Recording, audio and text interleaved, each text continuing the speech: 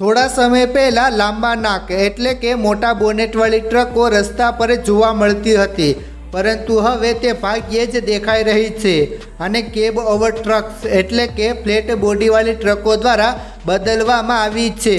એવામાં સવાલ એ થાય છે કે આજકાલ લાંબા નાકવાળી ટ્રક કેમ નથી દેખાતી? શું તેને બેન કરવામાં આવી છે? જો હા તો શા માટે? શું હશે કારણ? જૂના અને નવા યુગની ટ્રકો વચ્ચે શું તફાવત છે અને ફ્લેટ બોડીની ટ્રકો શા માટે લોકપ્રિય બની? મિત્રો, તમે પણ જાણવા માગો છો ને? તો ધ્યાનથી આ વિડીયો અંત સુધી જરૂર જુઓ। અહીં તમને પૂરેપૂરી માહિતી મળી જશે। વિડીયોની શરૂઆત કરીએ તે પહેલાં એક લાઈક જરૂર કરજો। મિત્રો, અગાઉ ભારતમાં મોટા નાકની ટ્રકો રાજ કરતી હતી।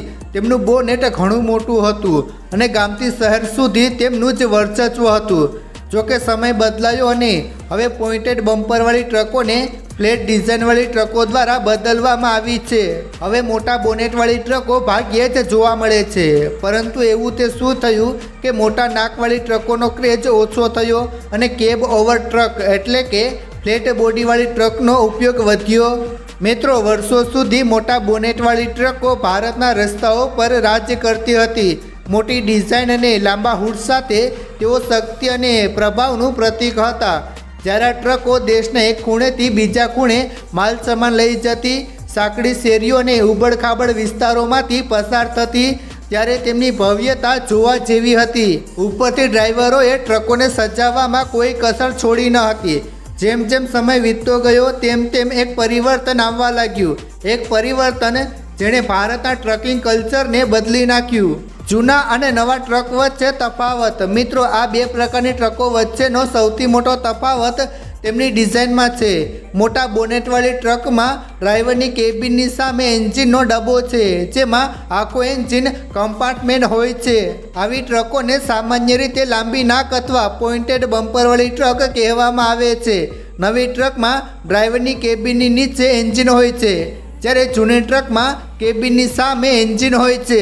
બીજી તરફ કેબ ઓવર ટ્રક, જેને ફ્લેટ નોઝ અથવા ફોરવર્ડ કંટ્રોલ પણ કહેવામાં આવે છે, તેમની કેબિન સીધી એન્જિન પર હોય છે। આ કારણે ટ્રકની બોડી એકદમ કોમ્પેક્ટ અને આરામદાયક છે અને ફ્લેટ ટ્રક તરીકે પણ ઓળખવામાં આવે છે, કારણ કે તેમનું શરીર આગળથી સંપૂર્ણપણે સપાટ હોય છે।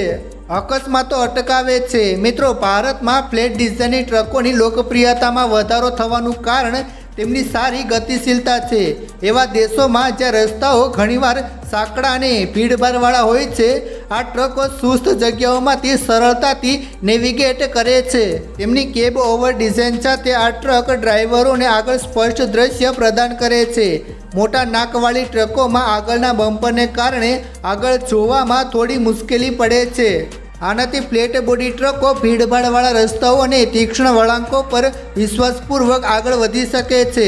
જી હા મિત્રો, આનાથી માત્ર ગતિશીલતામાં સુધારો થતો નથી, પરંતુ અકસ્માતોનું જોખમ પણ ઘટે છે, જે ઘણા ફ્લીટ ઓપરેટરો માટે કેબ ઓવર ટ્રકને પસંદગીનો વિકલ્પ બનાવે છે। આ સિવાય ટ્રકની સાઇઝ પણ એક મોટું કારણ છે। આધુનિક ટ્રકોમાં વધુ લોડિંગ ક્ષમતા। મિત્રો, સરકારે ટ્રકો માટે નક્કી કરેલી લંબાઈ મુજબ નાકવાળી ટ્રકને માત્ર બમ્પર માટે પૂરતી જગ્યાની જરૂર હોય છે, પરંતુ આધુનિક ટ્રકોમાં આગળના ભાગમાં સપાટ બોડીને કારણે નિશ્ચિત કદનો વધુ સારી રીતે ઉપયોગ થાય છે। આ તમને બોનેટ ટ્રકની તુલનામાં વધુ લોડિંગ ક્ષમતા પ્રદાન કરે છે।